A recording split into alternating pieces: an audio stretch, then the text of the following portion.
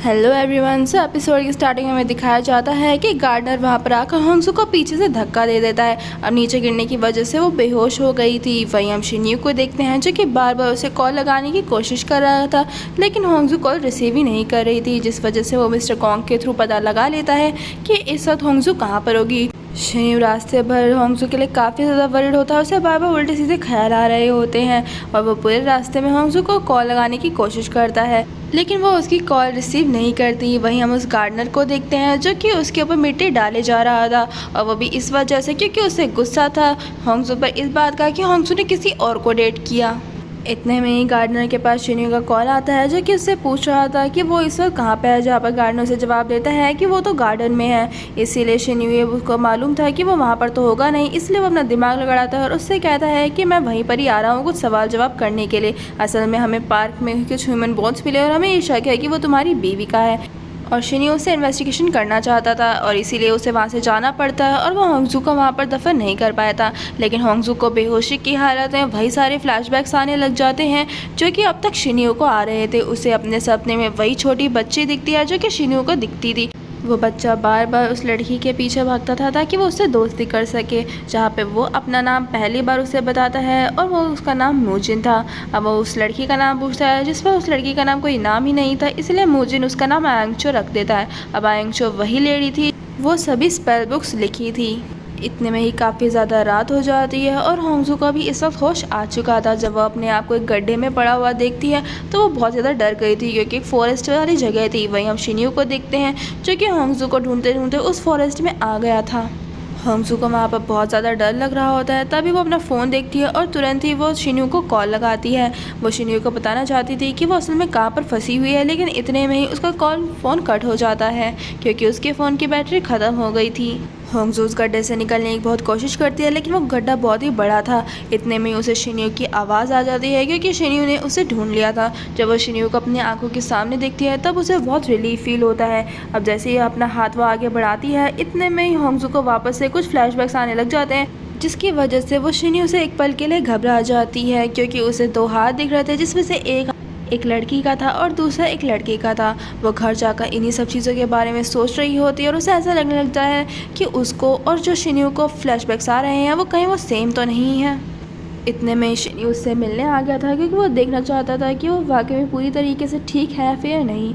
घर में आकर वो उससे पूछता है कि एक्चुअली में पूरी बात क्या हुई थी वो तो मुझे बताओ, लेकिन होंगसू उसे ये नहीं बताती कि उसे पीछे से किसी ने धक्का दिया था, बल्कि वो उसे ये कहती है कि मैं तो बस गड्ढे में गिर गई थी, कुछ पिक्चर्स ले रही थी इस वजह से। लेकिन शिन्यू काफ़ी ज़्यादा परेशान था उसके लिए। वो उसे कहता है कि मुझे पूरे रास्ते पर ऐसा लग रहा था कहीं तुम्हारे साथ कुछ गलत ना हो जाए।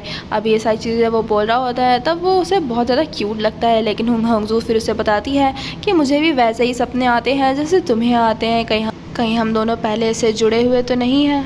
अब जैसे शिन्यू सुनता है वो तुरंत ही होंगसू को गले लगा लेता है क्योंकि उसे ऐसा लगने लगा था कि कहीं वापस ऐसे सब कुछ याद ना आ जाए और ये ऐसे छोड़ के ना चली जाए।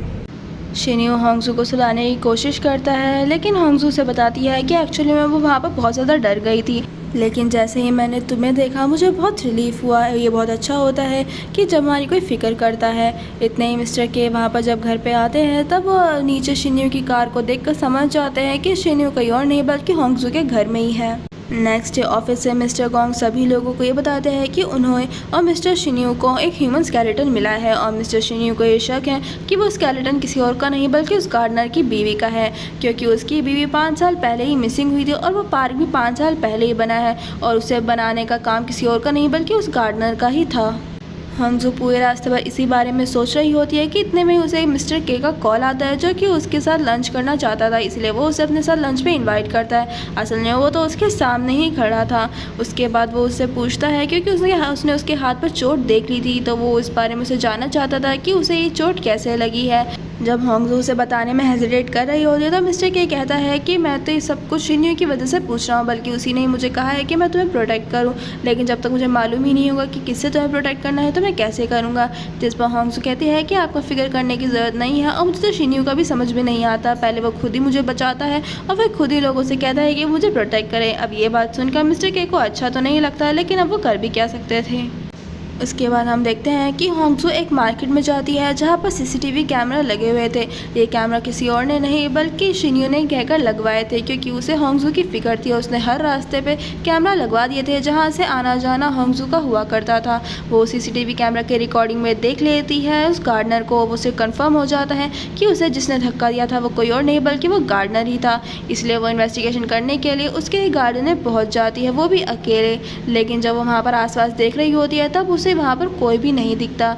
लेकिन अचानक से ही जब पीछे उस पर कोई हाथ रखता है तो वो इतना ज़्यादा डरने लग जाती है कि वो पंचेस लगाना स्टार्ट कर देती है। लेकिन जैसे वो पीछे मुड़ती है तब वो कोई और नहीं बल्कि शिन्यू था। शिन्यू वहाँ पर उसे देखकर बहुत ज़्यादा गुस्सा करता है, क्योंकि अब शिन्यू को समझ में आ गया था कि होंगसू ने उसे झूठ बोला है। वो उस गड्ढे में कोई गलती से नहीं गिरी थी बल्कि उस गार्डनर ने ही उसे धक्का दिया था। इसलिए वो उस पर गुस्सा करता है कि वो बिन बताए उसे कहाँ पर चली गई थी। इनफैक्ट वो यहाँ पर भी आई है और उसने उसे बताया तक नहीं। ये जगह उसके लिए कितनी खतरनाक है इसका उसे अंदाज़ा तक नहीं है। अब वो तो उसके डांट रहा होता है, लेकिन होंगसू को तो वो बहुत ज़्यादा क्यूट लगता है कि शिन्यू को उसकी कितनी ज़्यादा फिक्र है। वो तो यही सोच के खुश हो रही होती है कि उससे कितना ज़्यादा प्यार करता है। लेकिन शिन्यू से फिर ये बोल देता है कि मैंने सब कुछ चेक कर लिया है, यहाँ पर कोई भी नहीं है। लेकिन हम देखते हैं कि उन दोनों पर पहले से ही कोई नज़र रख रहा था, जो कि कोई और नहीं बल्कि वही गार्डनर था, जो कि बाहर के सीसीटीवी कैमरा की रिकॉर्डिंग की वजह से उनको देख पा रहा था। नेक्स्ट सीन में हम होंगसू को ओवर टाइम करते हुए देखते हैं, जहाँ पर जब वो काम कर रही थी तभी उसके पास शिन्यू का मैसेज आ जाता है। लेकिन वो उसे तुरंत ही कॉल लगा लेती है। तो शिन्यू समझ गया था कि वो ऑफिस में अकेली है, तभी तो उसने उसे कॉल कर लिया। उसे ऐसा लगने लग जाता है कि कहीं उसे कोई बुली तो नहीं कर रहा, लेकिन वो उसे बता देती है कि ऐसा कुछ भी नहीं है, बल्कि मेरे पास थोड़ा काम ज़्यादा था इसलिए मैं रुक गई। अब यहाँ पर कोई भी नहीं था, तो इस वजह से शिन्यू होंगसू से मिलने के लिए उसके पास आ रहा होता है। जैसे ही वो लिफ्ट में उसके पास जाने लगता है कि तभी लाइट्स फ्लिकर होने लग जाती है, जिसकी वजह से उसे थोड़ा अजीब लगता है। और तभी उसे वापस से वही रेड ब्लड हैंड उसके पास आता हुआ दिखता है, जिसकी वजह से उसकी तबीयत और भी ज़्यादा ख़राब हो जाती है। वो लिफ्ट के बटन को दबाने की कोशिश करता है लेकिन कुछ भी नहीं होता। होंगसू वही शिन्यू का वेट कर रही होती है और जब वो नहीं आता तो वो वहाँ से जाने के लिए निकल जाती है, क्योंकि उसे ऐसा लग रहा था कि कहीं शिन्यू वहाँ से निकल तो नहीं गया। लेकिन जैसे ही वो लिफ्ट खोलती है तभी उसे अपने सामने शिन्यू बेहोश हालत में मिल जाता है, जिसकी वजह से वो काफ़ी ज़्यादा परेशान हो जाती है और उसे तुरंत ही हॉस्पिटल लेकर जाती है, जहाँ पर उसका MRI स्कैन किया जाता है। उसका स्कैन करने के बाद शिन्यू उसको वहाँ से जाने के लिए कहता है, लेकिन होंगसू मना कर देती है कि वो उसे छोड़कर कहीं नहीं जाएगी। लेकिन शिन्यू उसे ये कह देता है कि मैं बस ये चाहता हूँ कि तो मुझे इस हालत में ना देखो, मुझे नहीं अच्छा लगेगा अगर तो मेरी इस कंडीशन को देखोगी। अब उसकी बात को रखने के लिए होंगसू वहाँ से जाने के लिए मान जाती है। लेकिन घर जाने के बाद होंगसू का दिमाग ख़राब हो रहा था कि उसे कुछ ना कुछ तो करना ही पड़ेगा। इसलिए वो वापस से उस स्पेल बुक को निकाल लेती है और ये देखने की कोशिश करती है कि इसमें से ऐसा कौन सा स्पेल है जो उस पर वो कर सकती है। लेकिन उस स्पेल बुक को पढ़ते टाइम उसे कुछ महसूस होने लगता है जैसे ये स्पेल बुक खुद उसी ने ही लिखी, और वाकई में ये स्पेल बुक किसी और ने नहीं बल्कि होंगसू ने ही लिखी थी, क्योंकि वो पिछले जन्म में कोई और नहीं बल्कि आंगचू थी, जिसका होंगसू के रूप में पुनर्जन्म हुआ है। वहीं हम शिन्यू को देखते हैं, जिसका MRI स्कैन बिल्कुल नॉर्मल निकला था। इसीलिए डॉक्टर उसे एक साइकेट्रिस्ट को कंसल्ट करने के लिए बोल देते हैं। अब जैसे ही वो ऑफिस के लिए जा रहा होता है कि वो तुरंत ही होंगसू को कॉल लगाता है, लेकिन होंगसू जब इस तरह से एक्ट करती है कि उसे इसकी कोई फिक्र ही नहीं हो रही, तो इस वजह से वो थोड़ा गुस्सा हो जाता है और उसने तो फ़ोन कट भी कर दिया था। लेकिन जैसे ही वो अपने ऑफिस के अंदर जाता है उसे तुरंत ही होंगसू वहाँ पर रोमांटिक मूड में बैठी हुई मिलती है और उसे इस तरीके से देखकर उसे भी थोड़ा अजीब लगता है। यहाँ इनफैक्ट वो तो बातें भी ऐसी कर रही थी जिस वजह से शिन्यू बहुत नर्वस होने लग जाता है। इनफैक्ट उसने तो उसके रूम का डोर भी लॉक कर दिया था। शिन्यू की धड़कनें एकदम से बहुत ज़्यादा फास्ट हो जाती हैं जब होंगसू उसके बहुत ज़्यादा करीब आ जाती है और उससे कहती है कि मैंने वो सारी स्पेल बुक में डिसाइड किया है कि तुम पर कौन कौन सा स्पेल बुक काम कर सकता है। तुम्हें एक कर्स हुआ है और ये कर्स एक किस से ही जाएगा। अब वो तुरंत ही उसे किस कर लेती है।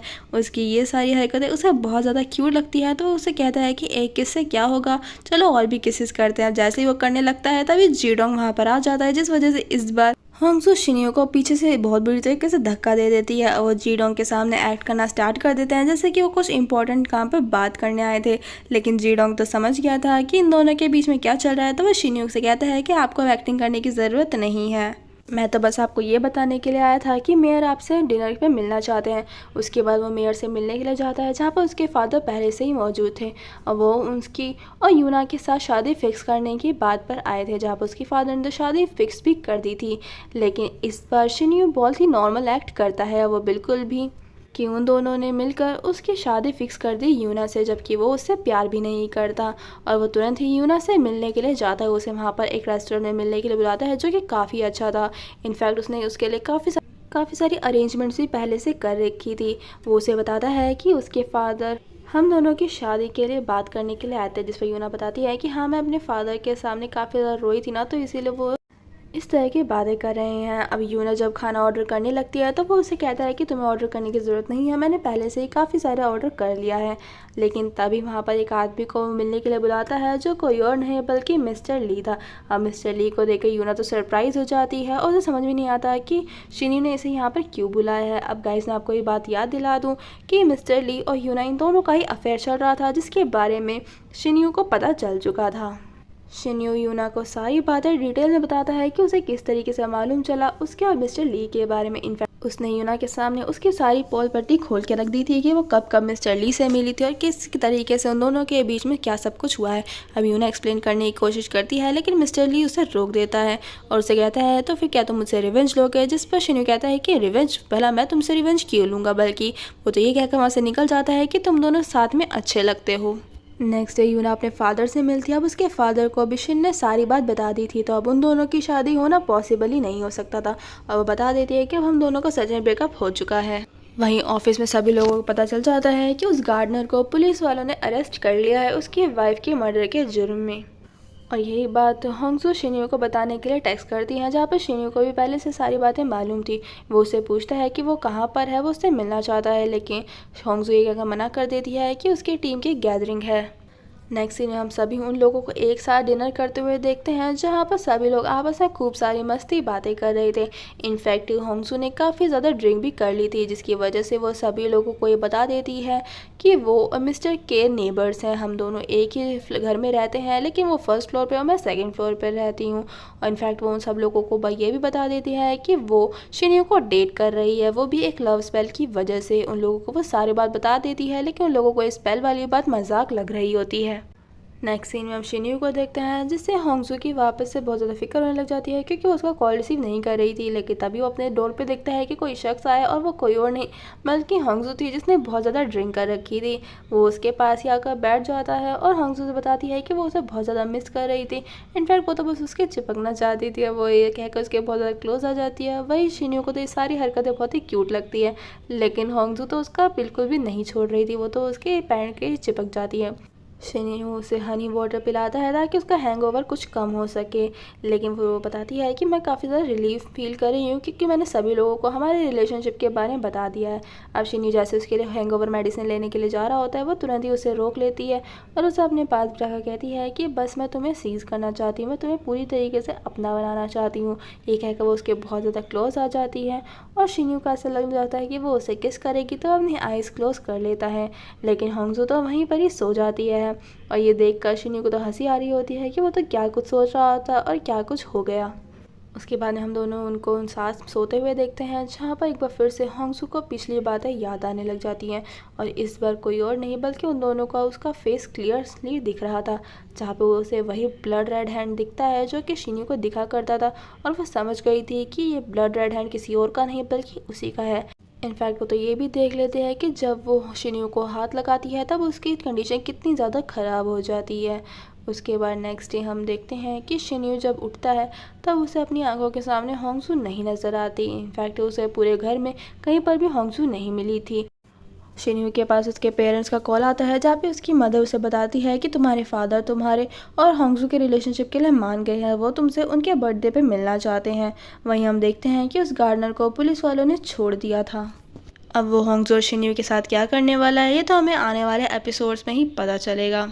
फिलहाल शिन्यू तुरंत ही होंगसू के घर पे पहुंच जाता है, लेकिन उसे वहाँ घर पर भी होंगसू नहीं मिलती। तभी उसके पास उसका कॉल आता है, जो कि उसे बताती है कि वो कहीं और नहीं बल्कि बस स्टॉप पे है और प्लीज़ उसे लेने के लिए वहाँ पर आ जाए।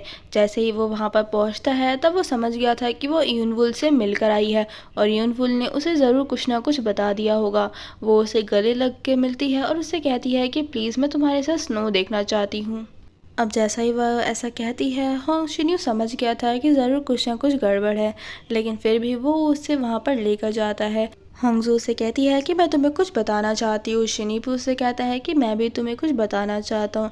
शिन्यू उससे बताता है कि मेरे फादर तुमसे उनके बर्थडे वाले दिन मिलना चाहते हैं। उन्होंने हम दोनों की रिलेशनशिप के लिए हाँ कर दी है। ये बात सुनकर हंगजू तुरंत ही मना कर देती है। उनसे कहती है कि मैं नहीं जा सकती। शिन्यू समझ गया था कि उनवुल ने उसे सारी बातें बता दी हैं। शिन्यू उससे कहता है कि तुमने मुझे प्रॉमिस किया था कि तुम मुझे कभी भी नहीं छोड़ोगी, तुम हमेशा मेरे साथ रहोगी चाहे तुम्हें कुछ भी पता चले। जैसे ही वो उसे हाथ लगाने के लिए उसके गालों पर टच करती है कि तुरंत ही शिन्यू उसको हाथ को रोक लेता है। जिसके बाद हंगजू कहती है कि जो तुम्हें ब्लड रेड हैंड दिखाई देता है वो मेरा ही है ना।